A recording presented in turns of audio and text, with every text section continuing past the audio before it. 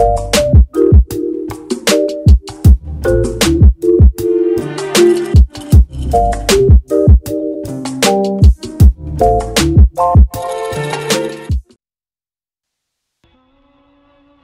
is up, everybody? It is your girl Nia, TheVideoGamHer, and today we're going to be talking about some Xbox news.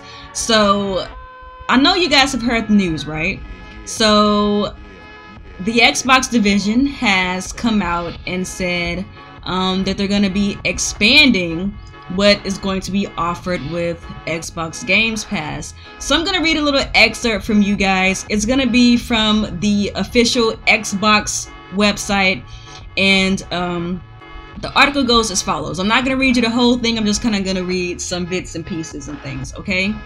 So it says that when we launched Xbox Game Pass in June 2017, we knew we wanted to craft a service with gamers in mind.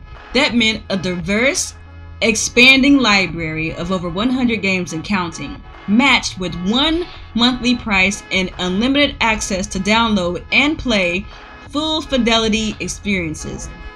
It also goes on to say that today we're excited to announce plans for a major expansion to Xbox Game Pass that underscores our commitment to deliver our fans the ultimate gaming subscription service. Moving forward, we plan to release all new Xbox One exclusive games from Microsoft Studios in Xbox Game Pass on the same date as their global release. This means that when Sea of Thieves launches on March 20th, it will be included in Xbox Game Pass to all members.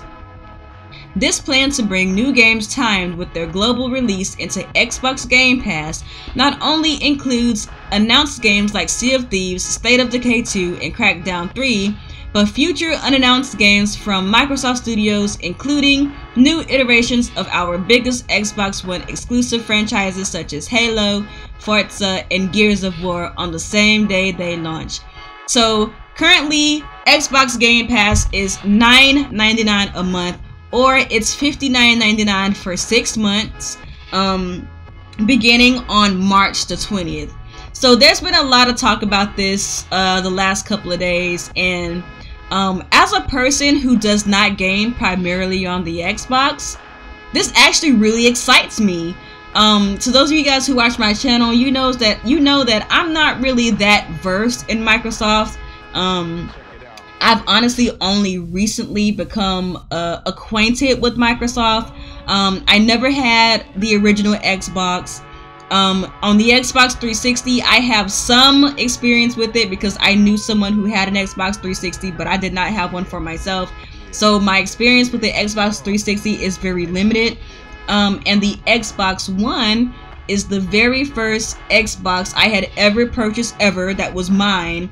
I had it for about 2 years, and then I ended up trading it in because of my own money issues and stuff like that.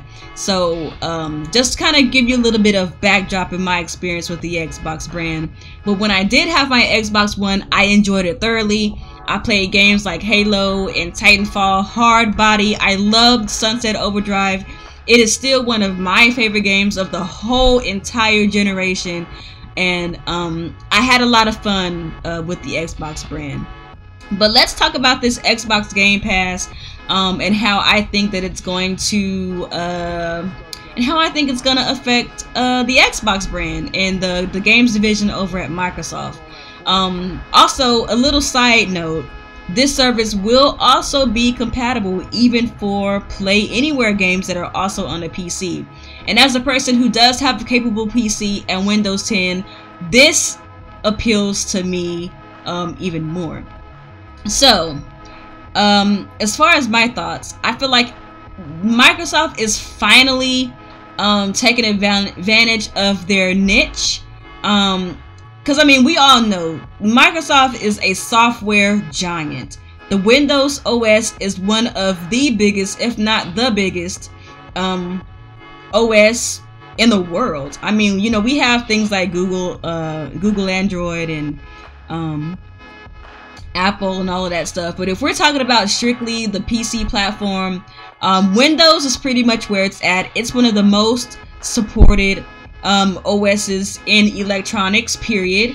And if anybody has the clout to do this, Microsoft is definitely the company that could do this. As much as the PlayStation brand is doing well in gaming, I don't really think that Sony could do this. Sony is more, this is how I look at things, and you don't have to agree with me, but this is the way that I look at things when I look at the big three. Xbox is a division of Microsoft, meaning that already Microsoft is coming into the game with a level of knowledge that Microsoft and especially Nintendo have no idea about. They're software based, they've always been software based, and that is the reason why they have the best services in the market. Okay? Sony is a primarily entertainment based company. Of course, they have their TVs and all that stuff, but they also have their music division. They also have their movie division. And that's the reason why I think that Sony is the best in regards to making cinematic style games, because they have the clout, they have the background knowledge, and they have the resources to make that type of game possible. Nintendo, before they got into the gaming market, was a toy company. When they got into the video game market, one of their most successful ventures ever was handheld gaming. The reason why the Nintendo Switch works so well is because Nintendo is taking advantage of their niche. So when you're looking at all of these companies, forget about the console wars, forget about the stupid stuff that people talk about on the internet.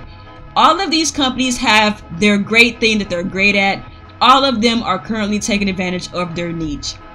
Xbox is taking advantage of their software niche. Sony is taking advantage of their cinematic niche. Nintendo is taking advantage of their handheld niche. And they're all doing amazing in their respective departments. And in my opinion, there is absolutely nothing at all wrong with these companies using their strong suits to form their own path. And I don't really know why there's gamers out there who are kind of upset about this. I know not everybody is, but there's some gamers out there who are upset about this. In my opinion, just like I mentioned before, how everybody has their niche, to me, this makes sense for Microsoft. As a gamer, personally, I don't want all of these companies and all of these platforms to be the same. To me, if everybody was the same, that would be hella boring, and it would literally benefit nobody except for fanboys who need fodder to compare their boring thing to the next company's other boring thing. You know what I mean?